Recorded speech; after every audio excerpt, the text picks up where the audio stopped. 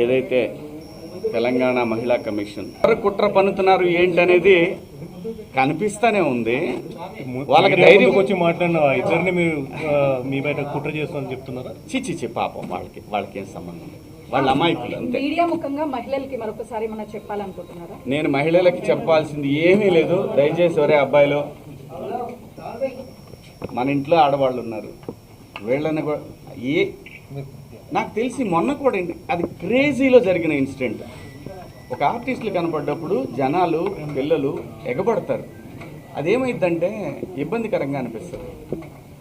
ఆ పాపం వాళ్ళకేంటంటే నేను భాష రాదని మాత్రమే చెప్పాను కానీ లేకపోతే ఆ సలహా కూడా ఇచ్చేవాడిని కాదు. ఎంబ్రాసింగ్గా ఫీల్ అయిందని ఓ మాట చెప్దామనే దాంట్లో మాటలు తూలాను. దానికి అపాలజీ కూడా చెప్పేశాను. థ్యాంక్ యూ అండి. మీడియా సోదరులకు కూడా నేను చెప్పేది ఏంటంటే వదిలేద్దాం దీన్ని.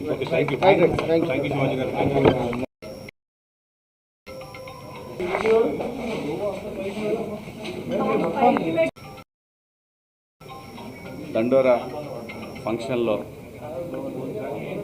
నా ద్వారా వచ్చిన అన్పార్లమెంటరీ లాంగ్వేజ్ మీద నేను చెప్పిన మాటలు కొంతమందికి నెగిటివ్గా కన్వే అవటం వల్ల వారు నాకు నోటీసులు ఇచ్చారు. ఆ నోటీసులకి సమాధానం వారికి సవివరంగా ఇచ్చాను. నా ఉద్దేశం నేను చెప్పానండి. ఇందులో అన్పార్లమెంటరీ వర్డ్స్ వచ్చినాయి. అలాగే మేడం గారు, ఇప్పుడు నేను వచ్చాను కాబట్టి నా వైపు నేను మాట్లాడుకోవచ్చు. అలా కాకుండా ఎవరైతే దీనికి బాధపడ్డారో వాళ్ళ పాయింట్ ఆఫ్ వ్యూలో కూడా క్వశ్చన్లు అడిగారు నన్ను. అన్నిటికీ సమాధానం చెప్పాను. మేడం గారు ఏమంటారంటే, మీది ఒక ప్రజల్ని ఇన్ఫ్లుయెన్స్ చేసే మీడియా కాబట్టి ఇవాళ మీరు అన్నారు కాబట్టి రేపటి నుంచి అందరూ అయిన దానికి కాని దానికి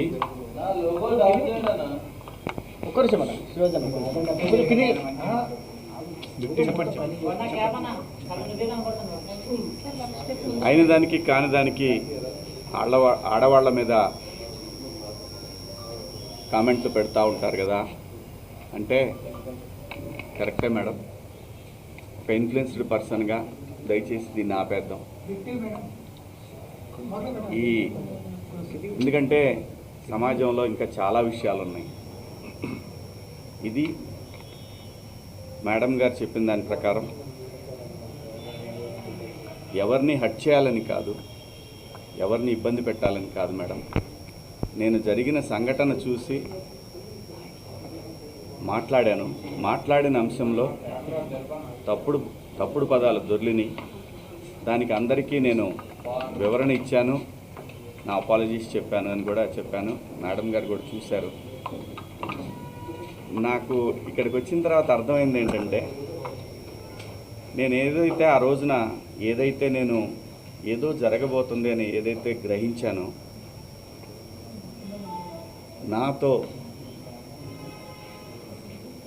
కెరీర్ మొదలుపెట్టిన వాళ్ళు చాలామందికి ఎందుకో నా మీద వ్యతిరేకత ఉంది. ఎందుకో తెలీదు.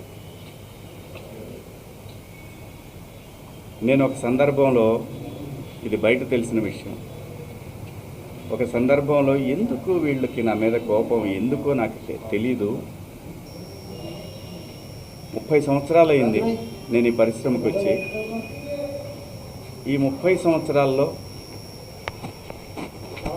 నేను ఏ ఒక్కరిని ఇబ్బంది పెట్టినా ఈ పాటికి ఎప్పుడో బయటకు వచ్చేది రాలేదు.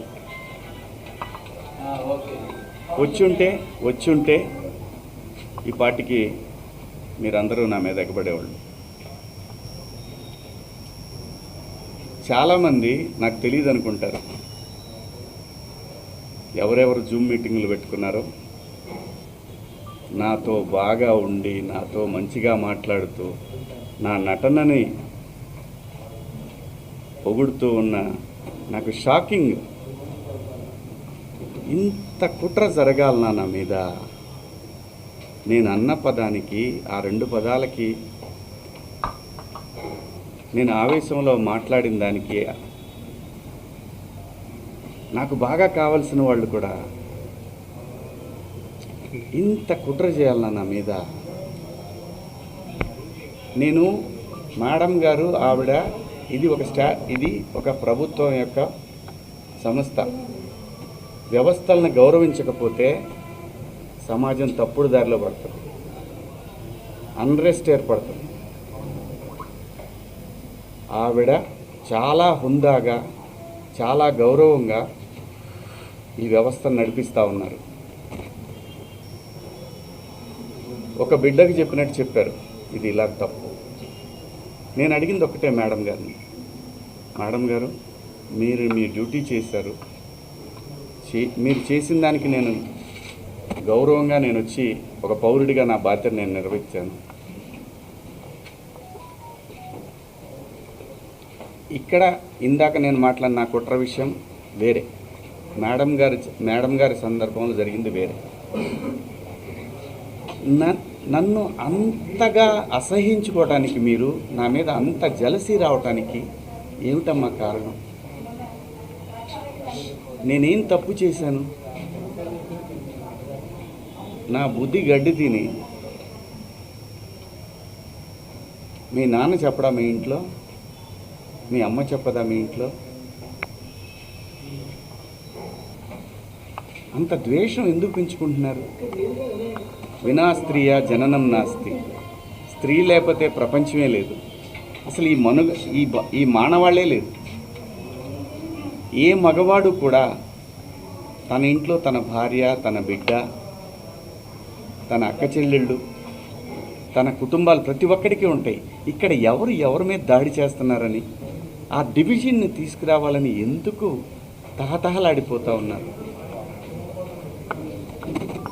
అందరి వాదన ఒకటే, స్త్రీని మహాలక్ష్మిలా చూసుకోవాలనుకుంటారు. ఎవరు బట్టలు ఎలా వేసుకుంటే నాకేంటమ్మా? మీరు ఎలాంటి బట్టలు వేసుకోవాలనేది మీ ఇష్టం. నేను ఒక తండ్రిలాగా నా దగ్గర హీరోయిన్లు అందరూ కూడా నాకు తండ్రిలాగా నేను పాత్రలు చేస్తున్నాను కాబట్టి నా బిడ్డలకు చెప్పినట్టు చెప్పానే కానీ ఇంతకుముందు ఎప్పుడు ఎవరు ఏమీ అనలేదమ్మా. వాళ్ళ మీద మీరు ఇలాగే కంప్లైంట్లు ఇచ్చారా? జూమ్ మీటింగులు పెట్టుకొని మీలో మీరే? ఏమ్మా, పేర్లు పెట్టి అనగలను నేను, కానీ మీరు ఇబ్బంది పడకూడదు. ఇంత కుట్ర చేయాలా నా మీదన? శివాజీ అనేవాడు సినిమా పబ్లిసిటీ కోసం అంత చిల్లరగా దిగజారుతాడా శివాజీ? నాకు అలాంటి డబ్బు పిచ్చి, ఫేమ్ పిచ్చే ఉంటే రాజకీయాల్లో నేను ఎక్కడో ఉండేవాడిని. ఒక సినిమా కోసం అంత దిగజారే మనిషి అయితే 13 సంవత్సరాల పాటు సినిమాకి దూరంగా జనం కోసం నిలబడేవాడినా. నాకు అనుకూలంగా ఉన్న గవర్నమెంట్లు వచ్చినా కూడా నేను ఏ రోజు పోయి ఒక పదవి అడగల. అది తెలంగాణలో అయినా, ఆంధ్రాలో అయినా, ఎక్కడైనా ప్రజల గురించి మాట్లాడాలనుకున్నాను తప్ప ఎవరు కుట్ర చేశారు, ఏం చేశారు, ఎలా చేశారు అనేది ఎప్పుడైనా ఊరికే మాట్లాడితే సరిపోదు. ఆధారాలు తీసుకుందాం, వాటికి సంబంధించి నేను మాట్లాడతాను. ధైర్యం ఉంటే నేను తప్పు చేశాను, శివాజీ దుర్మార్గుడు అని మీరు ప్రూవ్ చేయాలనుకుంటే మీకు వ్యవస్థలన్నీ తలుపులు తెరిచి ఉన్నాయి, రండి. కానీ దయచేసి నేను ఒకటే చెప్తున్నాను, ప్రపంచ వేదికల మీద ఒక 10 దేశాలు, ఒక 180 దేశాల ప్రజలు నిలబెట్టి, ఆడవాళ్ళని నిలబెట్టి, రిప్రజెంటేటివ్స్ అంటే ఒక శారీ కట్టుకున్న అమ్మాయిని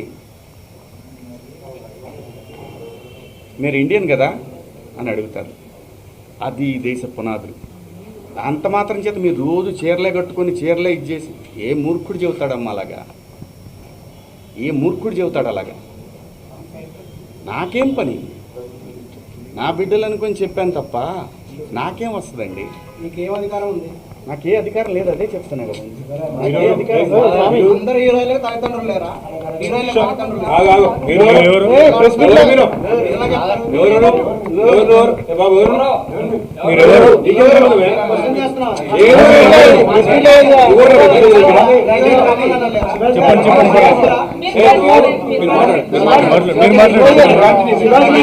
ఈ ప్రపంచంలో అత్యద్భుతంగా ముందుకు వెళుతున్న ఏకైక వ్యవస్థ భారతదేశం.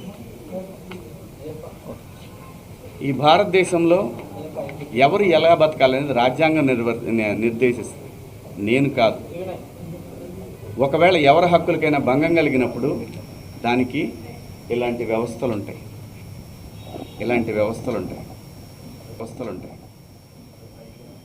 సో నాకు అర్థమైంది ఏంటంటే సలహాలు ఇవ్వటం మానుకోవాలి, సలహాలు ఇవ్వటం, మంచి మాటలు చెప్పటం మానుకోవాలి. ఎవరిదాడికి తెలుసు ఇక్కడ. శివాజీ గారు విచారణ ఈ ఒక్క రోజు నిమిషం, ముగిసిందా? అది చెప్తాను. ఒక్క నిమిషం, నేను చెప్పాలనుకుని చెప్పనండి. మళ్ళీ అంటే నేను అనేది దీన్ని ఇంతటితో ముగించుదామని, ఈ డిస్కషన్ ఇంతటితో ముగిద్దామని చెప్తున్నా. ఎవరి అభిప్రాయాలు ఎవరి వాళ్ళకి తెలుసు. ఇక్కడ మంచి మాటలు చెప్పాను, చెడ్డ మాటలు చెప్పాను అనే దానికి బ్యారియర్ లేదు. Very clear. నేను వాళ్ళు అడిగిన వాటికి సమాధానాలు ఇచ్చాను. వాళ్ళు మళ్ళీ ఏదన్నా ఉంటే నాకు కాల్ చేస్తూ ఉన్నారు, నాకు మెసేజ్ పంపుతూ ఉన్నారు. నేను అన్నాను, నా వల్ల ఎవరన్నా ఇబ్బంది పడినాన్ని మీకు నేను ఇబ్బంది పెట్టానని మీకు ఎవరన్నా డైరెక్ట్గా వచ్చి కంప్లైంట్ ఇస్తే అప్పుడు కూడా నేను వచ్చి మీకు సమాధానం చెప్తాను మేడం అని చెప్తాను. థ్యాంక్ యూ అండి. మీ సార్, ఇప్పుడు face మీరు లో బాధ ఇచ్చేటువంటి కనిపిస్తుందండి. సో అపాలజీ చెప్పారు, కానీ ప్రకాష్ రాజ్ మాత్రం ఇప్పటికీ చెత్తగా మాట్లాడాడు. శివాజీ ఆడవాళ్ళ పట్ల గౌరవమే లేదు అని చెప్తున్నాడు. ఏం చెప్తారు మీరు? నేను ఇంకా చూడలేదండి, చూసినాక చెప్తాను. సార్, మీరు ఇచ్చినటువంటి ఎక్స్ప్లెనేషన్ తోని ఇప్పుడు ఈ మహిళా కమిషన్ యాక్సెప్ట్ చేశారా సార్? స్టేట్మెంట్ మొత్తాన్ని వెనక్కించుకున్నారా? 2 పదాలను మాత్రమే వెనక్కించుకున్నారా? మీ మాటలకి కట్టుబడే ఉన్నారా? కేవలము 2 మాటలే పొరపాటుగా అన్నాను అన్నది మాత్రమే వెనక్కి తీసుకుంటున్నారు. వాళ్ళకి ఏవైతే నచ్చలేదో వాటికి నేను క్షమాపణ చెప్పాను. నేను ఇచ్చిన స్టేట్మెంట్ అలాగే ఉంది కదా, దాన్ని నేను వెనక్కి తీసుకున్నది ఆగుతుందా? కాదు కదా. నేను మంచి చెప్పటం తప్పు అనేది నాకు అర్థమైంది. మీకు సోషల్ మీడియాలో విపరీతమైనటువంటి సపోర్ట్ అవుతుందంటే ఎవరినో పొగిడిన తర్వాత ఇంకా ఎవరినో విమర్శించినట్టు అవుతుంది. కాబట్టి ఈ విషయాన్ని ఇంతటితో వదిలేద్దాం. దయచేసి అందరూ కూడా ఎవరి అంతరాత్మలకు వాళ్ళకి తెలుసు ఏం జరుగుతుందనేది. అందరి అభిప్రాయాలను గౌరవిద్దాం. ఫైనల్లీ సోషల్ మీడియాలో మద్దతు పెరుగుతుంది కాబట్టి ఇక మీద నుంచి కూడా అవేర్నెస్ కల్పిస్తూనే ఉంటారా? ఈ లైన్ స్టాండ్ శివాజీ గారు, ఒకటి కేవలం ఒక్కరిద్దరు మాత్రమే వ్యతిరేకించారు. బయట సామాన్య ప్రజలందరూ కూడా మీ వెంబడి ఉన్నారు. మద్దతు ఇస్తున్నారు. సో దీనికి మీరేమంటారు? నేను అవకాశం ఇచ్చానండి, కొంతమందికి మాట్లాడే అవకాశం ఇచ్చాను. ఇక్కడ నాకు అర్థమైంది ఏంటంటే నువ్వెంత నీ బతుకెంత అంటున్నారు, వాళ్ళని గౌరవిస్తాను. అంటే ఇప్పుడు మీరు చెప్పిన దాంట్లో కూడా నా వెనకాలే ఉండి నా మీద కుట్ర చేశారన్నారు కదా, వీళ్ళందరికీ అదేదే నేను అనేది. నేను ఎవరికి భయపడను. అంటే మీకు బాధగా అనిపిస్తుందా? నేను సహనటులే నేను మిమ్మల్ని నేను comment చేయడం? నేను నేను నేను బతుకు తెరువుకి వచ్చేవాడిని. ఇక్కడ కాకపోతే కష్టపడేవాడిని, ఇంకో చోట పోయి బతుకుతా. అంతేగాని ఆత్మాభిమానం చంపుకొని ఎవడికో భయపడి, ఎవడో బెదిరిస్తే, ఎవడో వార్నింగ్లు ఇస్తే భయపడే రకాన్ని కాదు. అంత మాత్రం చేత వ్యవస్థలను గౌరవించకుండా, నేనుంటున్న పరిశ్రమను గౌరవించకుండా అంత విలువలు లేని బతుకు నేనైతే బతకట్లేదు. నాగబాబు అంటే మీరు హీరో రోల్స్ తర్వాత కూడా ఇప్పుడు కొన్ని ప్రత్యేకమైనటువంటి రోల్స్ చేస్తున్నారు కదా, అది ఎవరికైనా ఎవరి రోల్స్ అయినా తగ్గించే అవకాశం ఉంటుందని మేము ప్రజలకు అనుకోవచ్చు. నా చూడండి, నాకు భగవంతుడు ఈ జన్మలో నటుడిగా బతకమని ఇచ్చాడు.